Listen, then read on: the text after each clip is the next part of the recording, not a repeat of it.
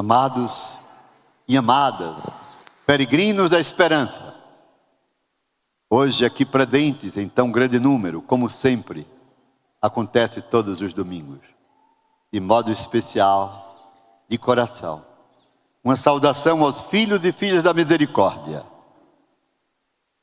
e muito especialmente a nossa juventude missionária, ao FMJ, do Piauí, Pesqueira, Arco Verde, que estão aqui fazendo o seu retiro. Ouvir a palavra é uma experiência extraordinária. E com poucos fazem essa experiência. Existem os que escutam, mas não dão atenção. E Jesus fala dessa realidade. Outros nem sequer querem ouvir a palavra, não a suportam. Vocês sabem disso. Porque a palavra lhes incomoda. Felizes os que ouvem a palavra e a praticam, diz Jesus. Estes herdarão o reino dos céus. Guarde isto.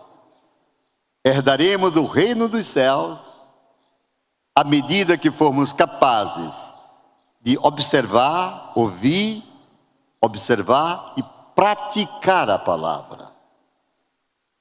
Não basta ouvir, é necessário torná-la realidade em nossa vida pessoal, na nossa família, na nossa comunidade, onde quer que estejamos. A prática da palavra, o esforço para vivê-la, determinará a salvação de cada um de nós.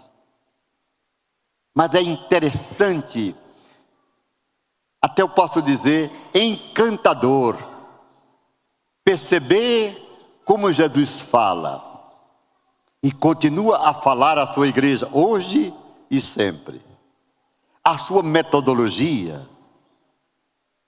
o que se passa no seu coração, uma extraordinária pedagogia de ensino do que o Pai quer nos falar por Ele, Deus visível, Deus humanado. As parábolas são lindas demais.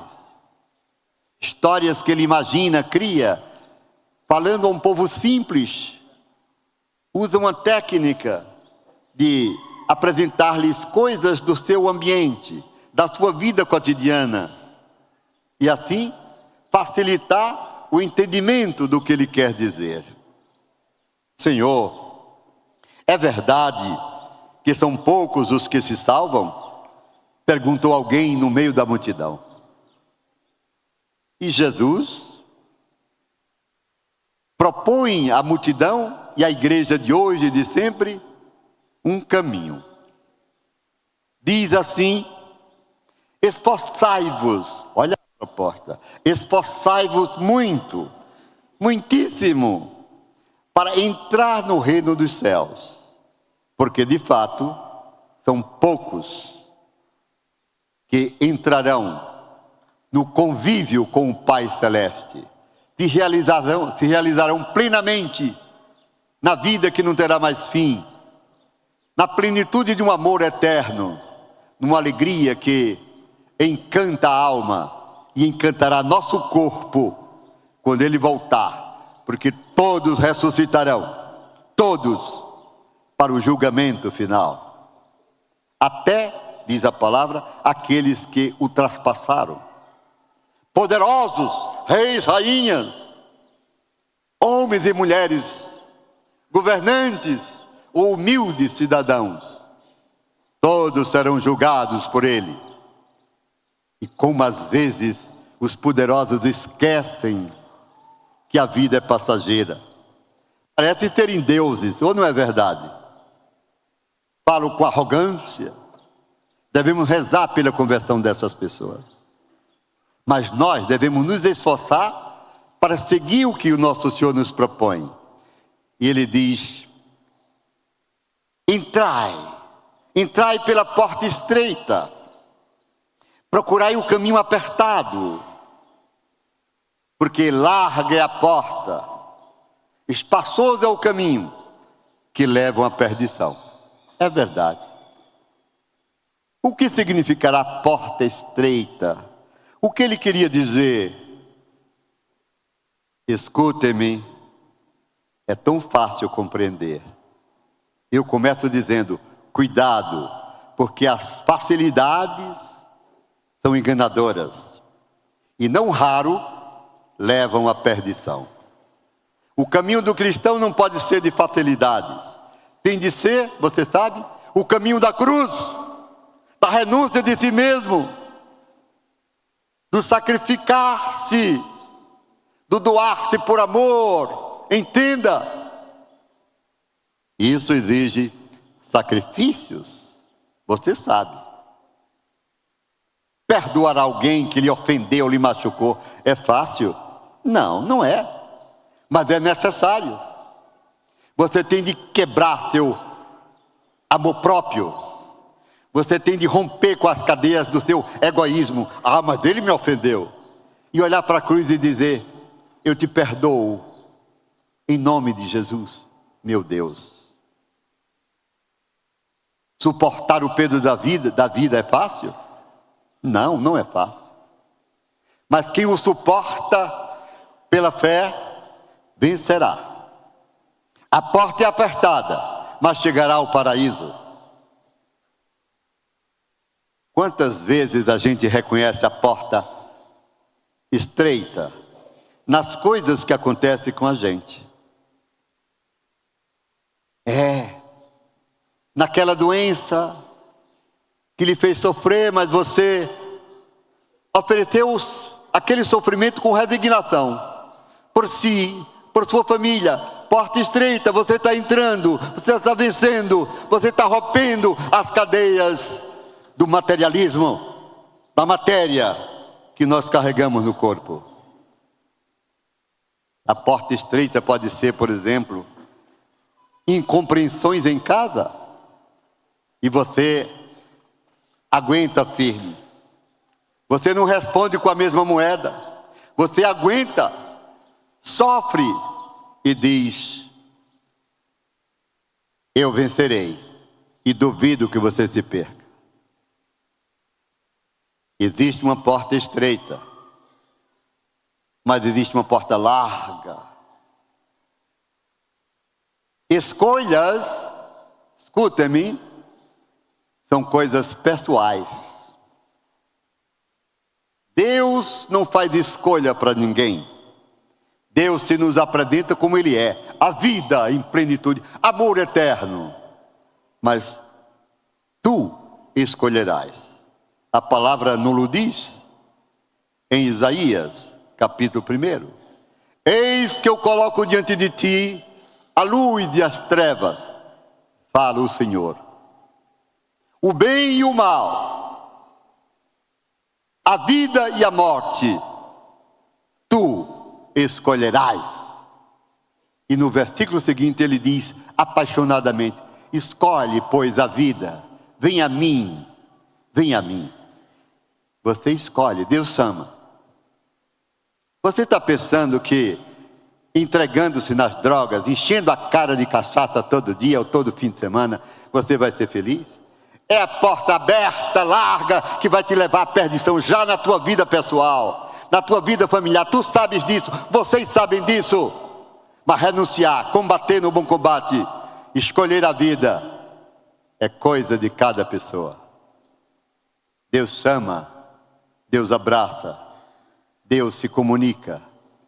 Feliz quem o acolhe e diz, meu Senhor e meu Deus, Tu és a razão de minha vida, Tu és o escudo que me protege. Sem Ti, não dá mais para eu viver. É uma escolha. Felizes os que não fogem da cruz. E a cruz, repito, é a porta estreita que Ele nos propõe. Cada um que me escuta, todos quantos que estão aqui, sabem qual é a sua cruz. Não fuja dela. Quantas vezes, amados irmãos e irmãs, no longo ministério sacerdotal, para o ano eu já vou completar 50 anos de padre, eu ouvi pessoas se perderem por muito pouco, se lamentarem por muito pouco. E outros, quando a cruz pesou, Deus não existe, porque Deus fez isso comigo. Você não é capaz de usar a razão para entender que nenhum mal vem de Deus. Você está reclamando daquele acidente, dizendo, porque Deus fez isso. O motorista estava bêbado, o outro estava embriagado. Escolhe a vida, conhece o Deus da vida. Quantas vezes ouvimos blasfêmias, e eu rezo em silêncio, até sofro dizendo, meu Deus, essa pessoa nunca te conheceu, perdoa. Padre, eu sou da igreja, eu rezo o terço, eu sou do apostolado, eu sou da renovação carismática, eu sou vicentino, eu sou da Legião de Maria. E por que Deus fez isso comigo? Parece que Deus me esqueceu. Eu baixo a cabeça, abraço aquela pessoa. Desculpe, mas eu vou dizer o que eu digo só para mim, porque a gente tem de respeitar a pessoa. Sabe o que é que eu digo, Juraci?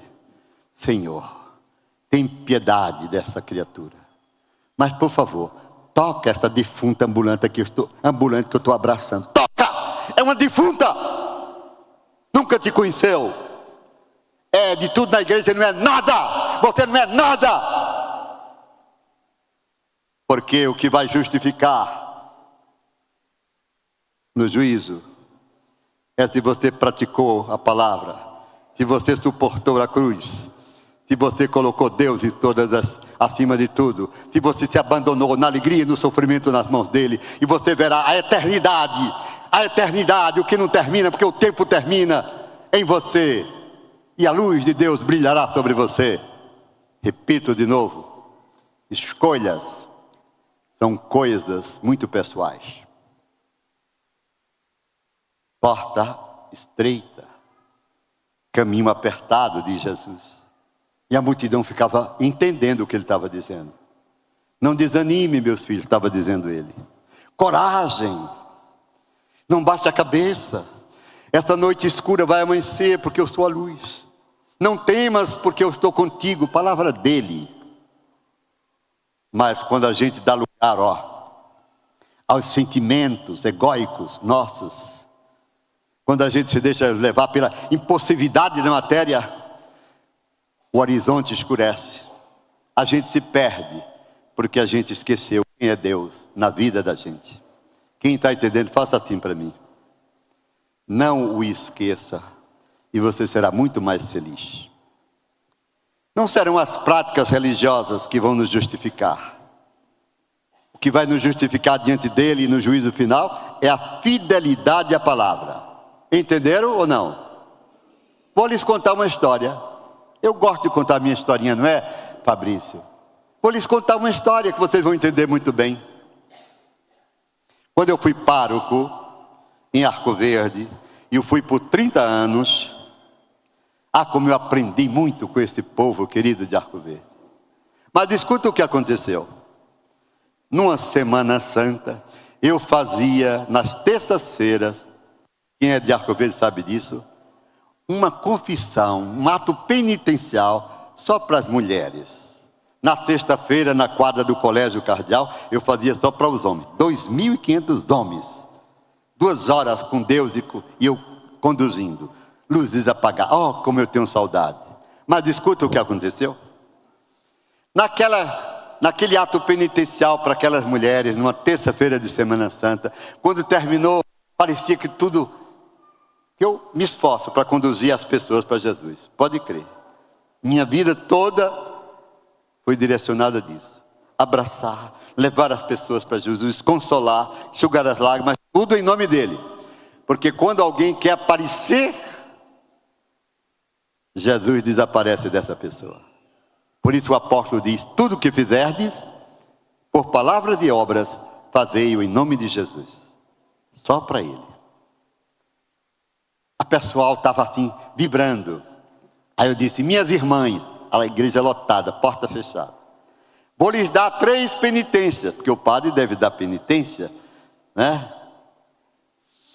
A primeira é muito fácil, mas queiram fazê-la.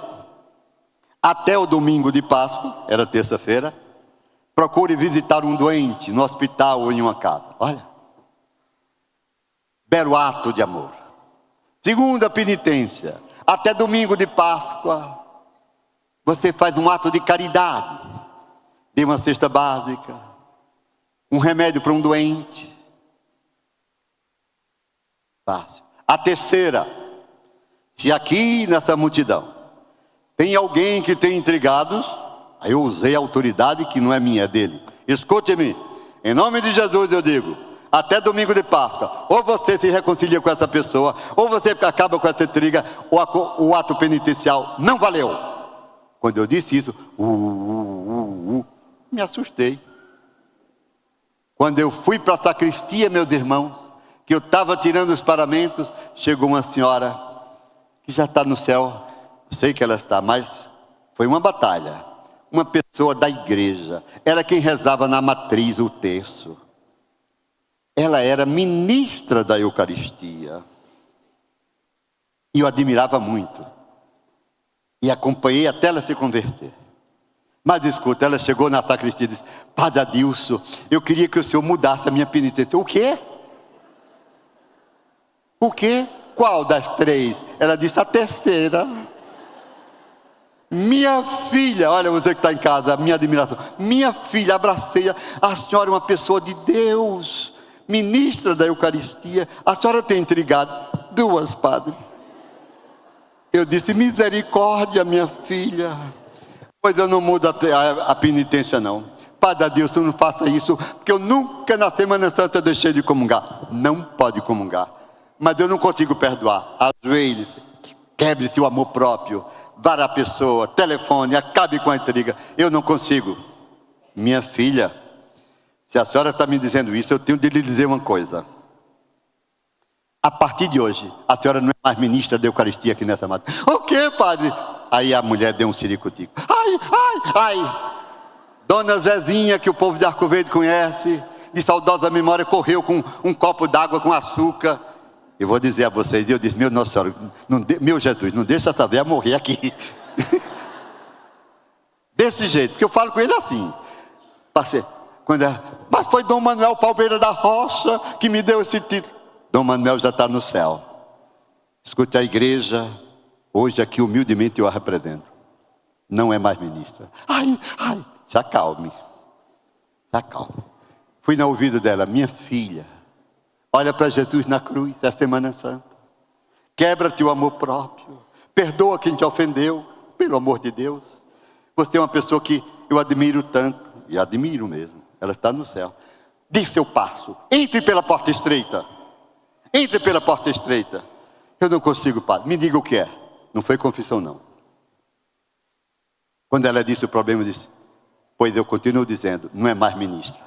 Ela se levantou com raiva, bateu a porta e disse assim: padre, se é assim, eu prefiro ir para o inferno do que perdoar aquela desgraçada.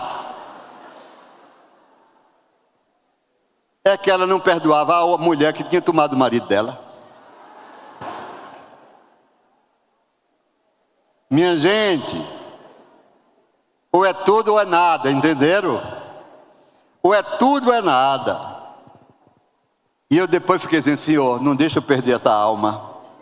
Porque ela saiu com raiva, bateu a porta. E eu fui à casa dela. Trabalhei vários meses, viu? Até que ela, chorando, disse: eu quero me confessar. Eita, como foi bom para mim. Eu dei a absolvição e disse: não lhe dou penitência, porque a senhora já perdoou. Deixa eu dar um abraço, porque agora você entrou pela porta estreita.